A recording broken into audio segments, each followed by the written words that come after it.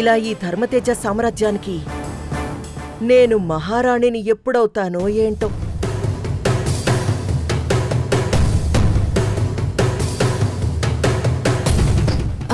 అత్తయ్య, పంకజాన్ని కాఫీ అడిగారంట కదా, మీకోసం స్వయంగా నేనే చేసి తీసుకొచ్చాను. తాగండి అత్తయ్య. ఏయ్, ఆ రోజిచ్చిన కోటింగ్ సరిపోలేదా? మళ్ళీ వచ్చావు? నా పనుల్లో నువ్వు జోక్యం చేసుకోకూడదని చెప్పాను కదా. నేను కూడా చెప్పాను కదా అత్తయ్య. ఇక మీదట మీకు సంబంధించిన ప్రతి పని నేనే చేస్తాను, మీరు నాకే చెప్పాలని చెప్పాను కదా. మరెందుకు మీరు పంకజానికి పని చెప్తున్నారు? ఏదైనా ఉంటే నాకే చెప్పండి అత్తయ్య, ప్లీజ్. సరే అత్తయ్య, ఇప్పటికీ నేను మారలేదని మీకు నా మీద నమ్మకం కలగకపోతే ఈ వేడి కాఫీ తీసుకుని మజ్జిగ విసిరి కొట్టినట్టే ఈ కాఫీని కూడా నా మొహానికి కొట్టండి.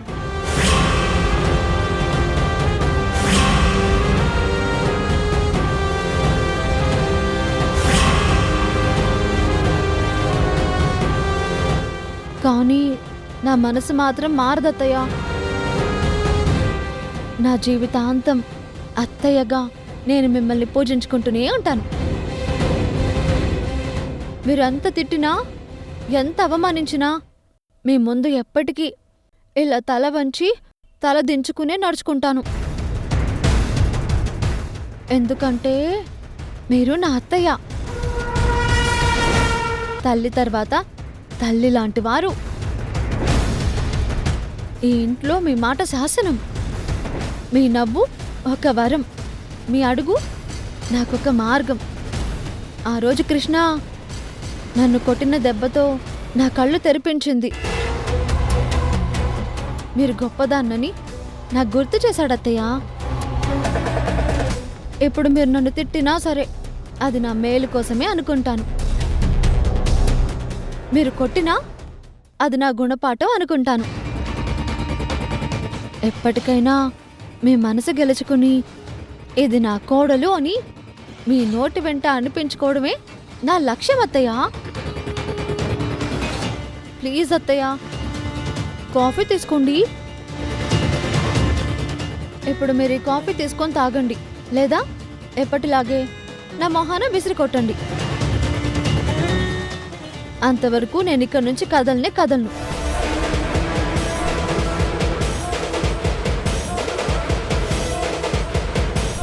మార్పు కనిపిస్తుంది. చాలా థ్యాంక్స్ అత్తయ్య, మీరు కాఫీ తీసుకున్నారు, నాకు అంతే చాలు. వస్తాను. ఏంటత్తయ్య, కాఫీ మొహాన కొడతారా?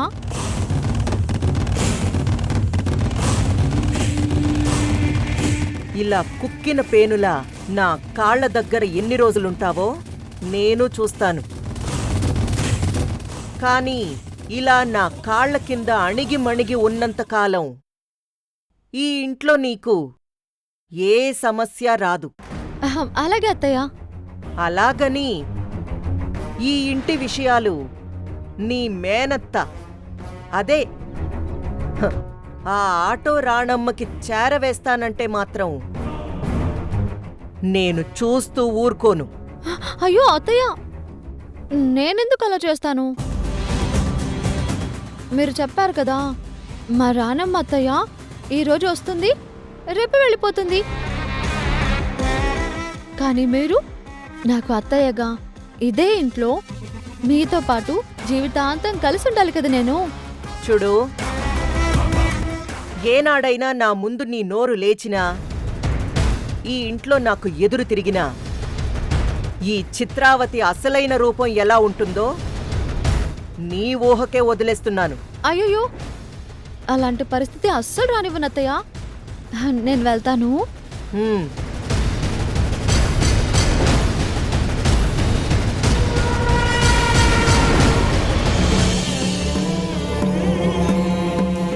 నా ప్రాణం కంటే ఎక్కువగా నేను నిన్ను లవ్ చేస్తున్నాను. కావేరిని ప్రాణంగా ప్రేమిస్తున్న నువ్వు గాని, కావేరి కాని ఇలా పేర్లు పచ్చబొట్టు పొడిపించుకోలేదు.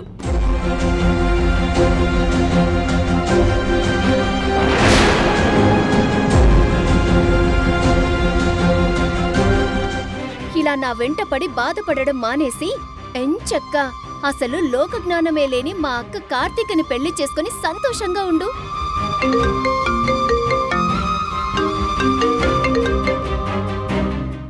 హలో. ఇన్స్పెక్టర్ కళ్యాణ్ గారేనా మాట్లాడుతుంది? అవును, చెప్పండి. సార్, నేను డాక్టర్ రమ్యని మాట్లాడుతున్నాను. మీకు బాగా కావలసిన వారొకరు సూసైడ్ అటెంప్ట్ చేసి మా హాస్పిటల్లో అడ్మిట్ అయ్యారు.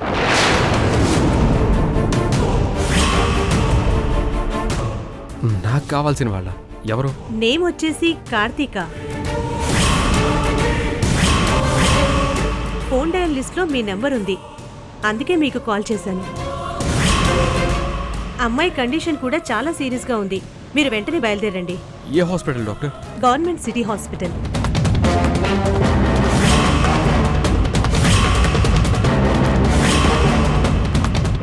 సరే, నేను ఇప్పుడే బయలుదేరి వస్తున్నా.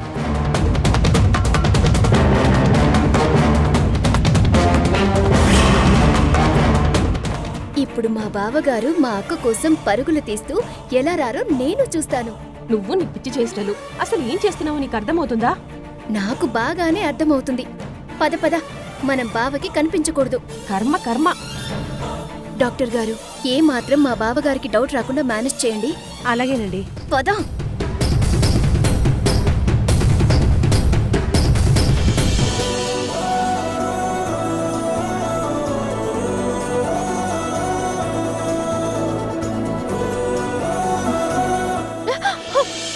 కృష్ణ, సైలెంట్ గా రా.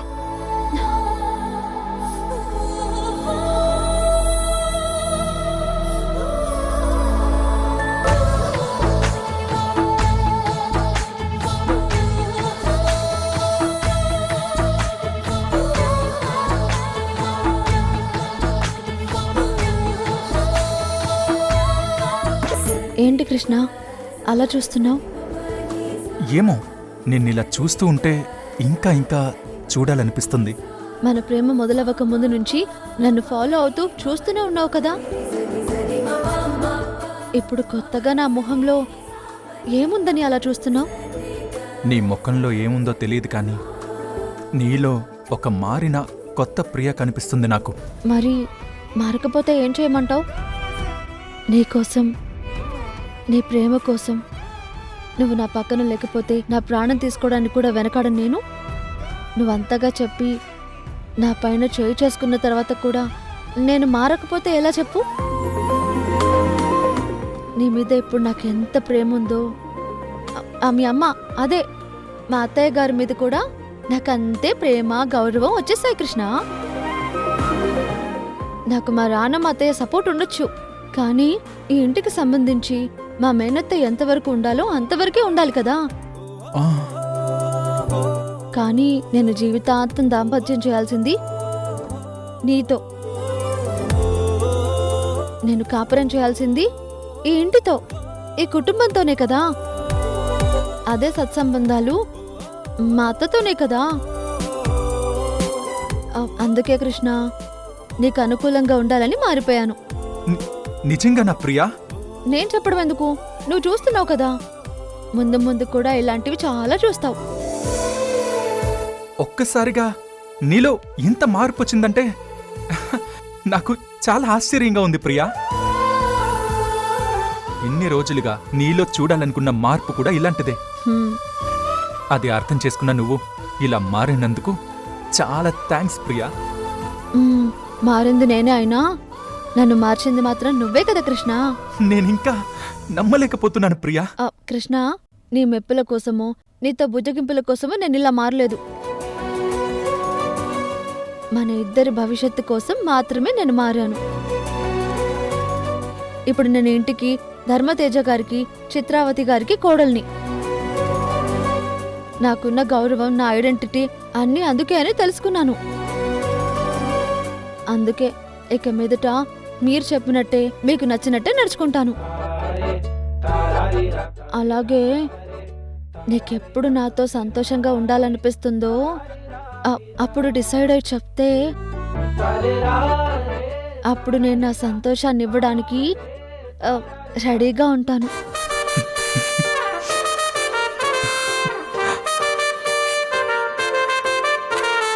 చూసిన వరకు చాలా కృష్ణ. అవతల నాకు చాలా పనులున్నాయి. నేను వెళ్తున్నాను. Bye. Priya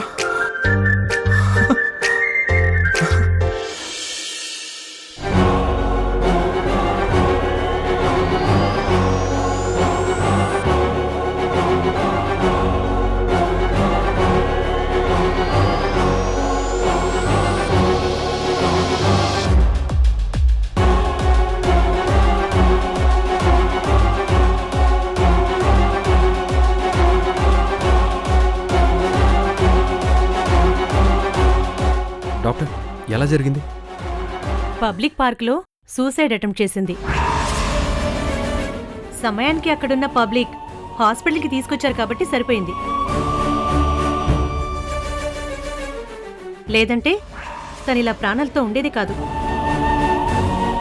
nothing to worry. Now she's all right. ఇంకా సేపట్లో స్పృహలో కూడా వస్తుంది. Take care. Thank you doctor. Okay.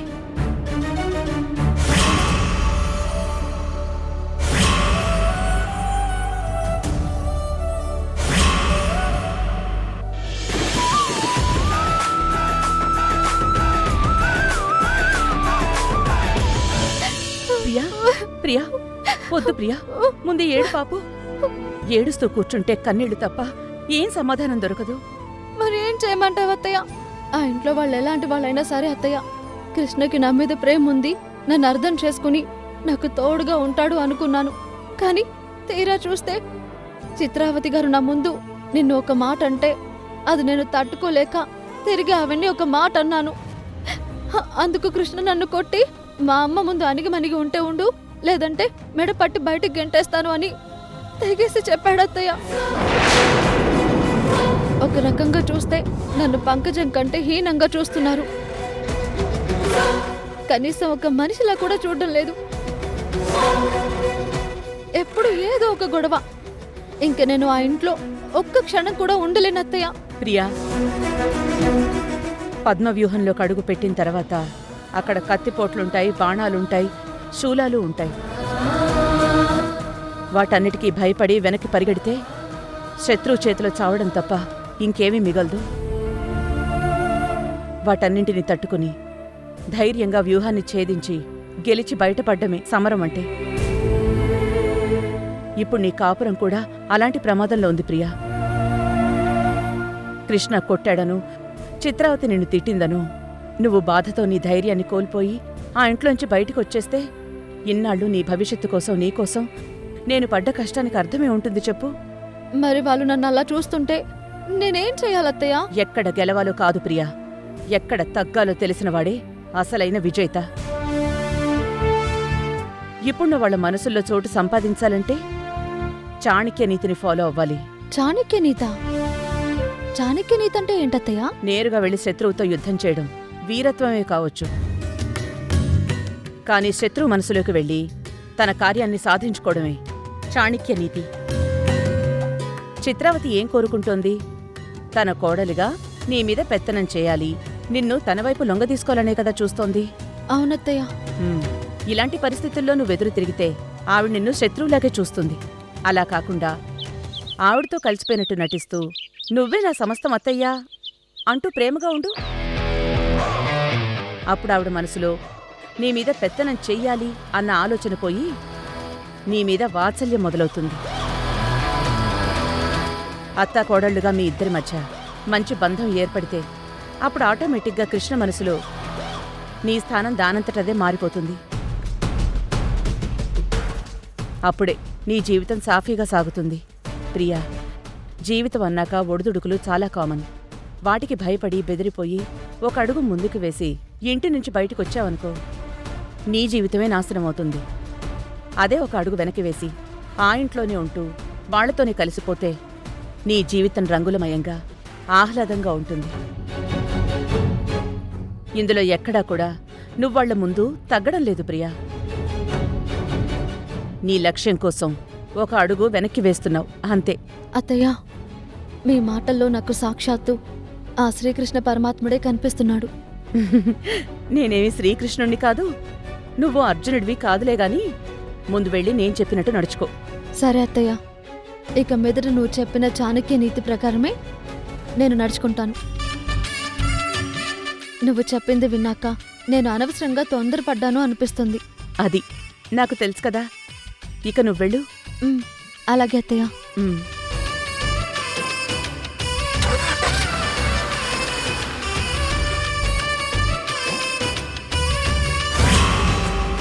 అత్తయ్య, నువ్వు చెప్పిన చాణక్య సూత్రాన్ని నేను పాటిస్తున్నాను. ఈరోజు కృష్ణ మనసులో నా మీద గౌరవం, ప్రేమ పెరుగుతున్నాయని కృష్ణ మాటల్ని బట్టి నాకు అర్థమవుతుంది. చిత్రావతి గారు కూడా నీ వ్యూహాన్ని కనిపెట్టలేకపోయింది. నువ్వు చెప్పిన ఈ వ్యూహం ఖచ్చితంగా వర్కౌట్ అవుతుందని నాకు నమ్మకం ఉందత్తయ్య.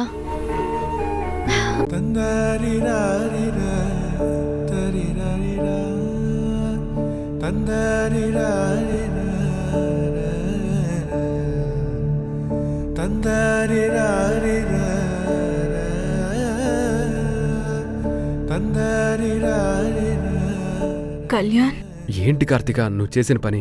పిచ్చి పట్టిందా నీకు? అవును కళ్యాణ్, నువ్వంటే నాకు పిచ్చి. అందుకని ఇలా చావంజుల వరకు వెళ్ళొస్తావా? నాకు చావడం తప్ప ఇంకో దారి తెలియదు కళ్యాణ్. నేను నిన్ను కాలేజ్ డేస్ అప్పటి నుంచి సిన్సియర్గా లవ్ చేస్తున్నాను కళ్యాణ్.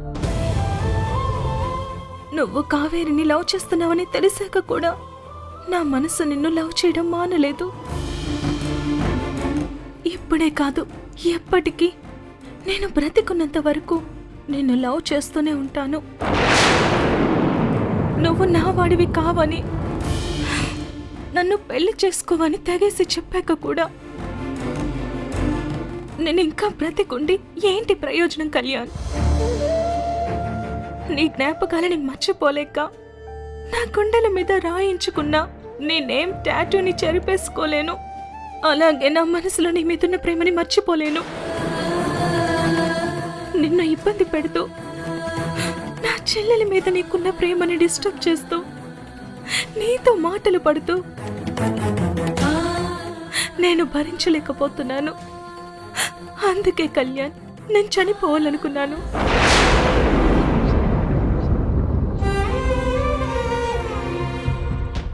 కానీ నా బ్యాడ్ లక్, నీతో ఇలా మాట్లాడడానికి అనుకుంటాను బ్రతికాను. ఇకపై నీ ప్రేమకి నేను అడ్డురాను కళ్యాణ్. కావేరితో నువ్వు సంతోషంగా ఉండు. వెంటనే ఇక్కడి నుంచి వెళ్ళిపో కళ్యాణ్. నువ్వు నా కళ్ళ ముందుంటే నీ మీద నాకున్న ప్రేమ పెరుగుతుంది. ఎప్పటికైనా నువ్వు నా వాడివి అవుతావన్న ఆశ పెరుగుతుంది. దయచేసి ఇక్కడి నుంచి నా కళ్ళ ముందు నుంచి వెళ్ళిపో కళ్యాణ్.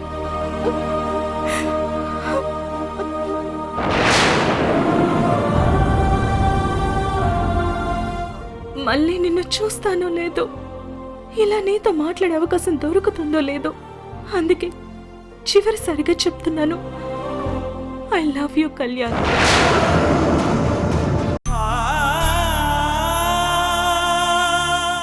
కార్తిక, ఏంటా మాటలు? లేదు కళ్యాణ్, నువ్వు లేని లైఫ్ నాకొద్దు.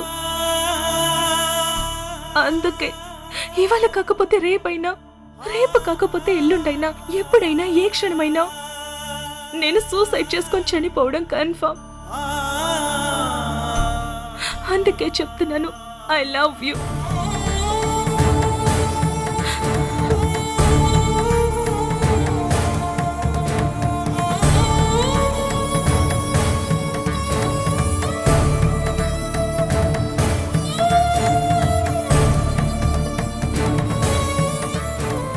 ఇంకా ఇక్కడే ఉన్నావేంటి కళ్యాణ్? ఇంట్లో మాట్లాడతాను. మన నిశ్చితార్థానికి ఏర్పాట్లు చేయమని పిన్ని బాబాయ్కి చెప్తాను.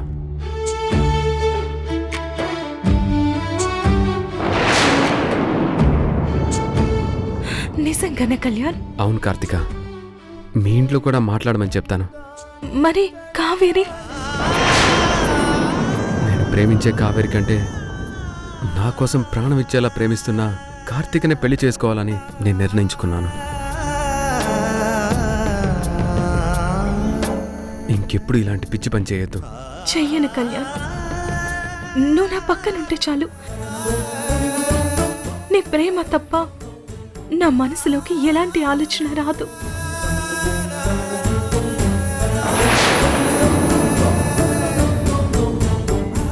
మీ ఇల్లా? అవును, హ, కాదు, ఇది నా ఇల్లు.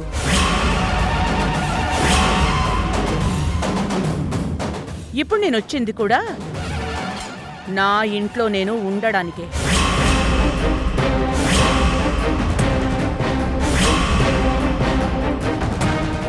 ఇక్కడ నీ ఇల్లెక్కడుంది? ఈ టోటల్ ప్రాపర్టీ అంతా నా పేరు మీదే ఉంది కాబట్టి నాదే.